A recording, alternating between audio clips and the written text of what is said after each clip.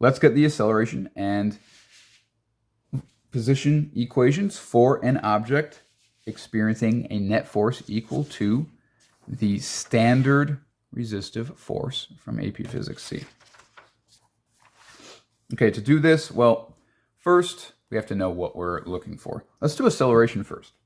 So acceleration is just equal to dv dt. So we just have to take the derivative of our velocity equation and get our acceleration equation. That's why we're doing this one first, because it's easier. So the derivative of this, well, the derivative of an exponential is just the exponential again. However, we've got a function within the function here. Right? We've got a negative k over m, which is a constant, times t. So that's a simple linear function. So we're going to use the chain rule and just multiply by the derivative of this function, which is pretty easy.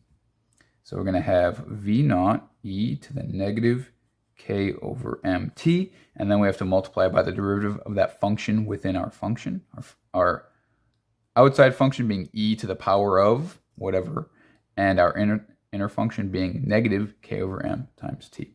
So the derivative of that would just be negative k over m.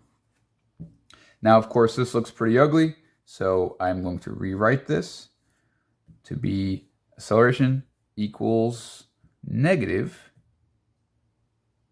v naught k over m e to the negative k over m t. That easy. Now, does this equation make sense? Let's see. A negative sign, does that make sense? Well, we have an object that's moving to the right, its velocity is to the right, and we know it's slowing down because it's encountering a resistive force, so its acceleration must be to the left. All right, negative makes sense because we're taking right to be our positive direction.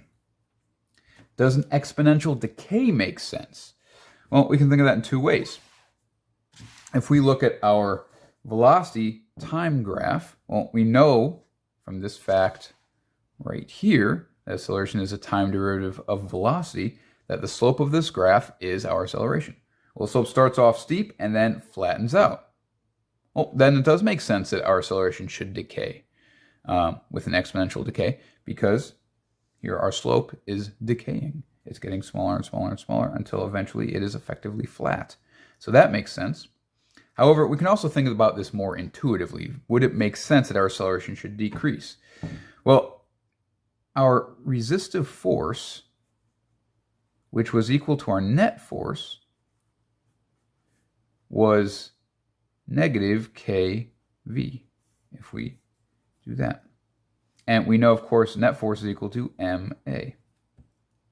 Well, then our acceleration is going to be equal to negative k over mv, which we've already seen in previous videos.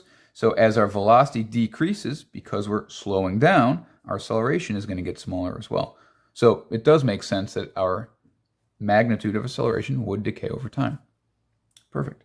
So what would the graph for this look like? It would look almost identical to this, except for this value would be different. All right, so we have this is what determines the shape, and this is what determines the initial value. So in this case, we're going to actually want to focus on the negative part of the graph. So there's A, there's T, and we're going to start, let's say, there at negative V naught K over M, and then we're going to asymptotically approach 0, just like before. Except now we're on the negative side because our acceleration is negative. By the way, you could write this as negative k over m times v naught. You could write this as kv naught over m with a negative sign, of course. You could write this as negative v naught over mk. None of that matters. I write it like that because I like this. This is a constant that kind of moves around in these equations, so I like to keep k and m together, and I like to keep v naught away from that because this constant, these two constants kind of group together. But if you want to write it like that or like that, that's perfectly fine. If you want to be a super weirdo and then put the k over m back here, that's fine too. It'll just look strange to most people. Okay, so that's the acceleration. Let's stop there, and we'll do the position in another video.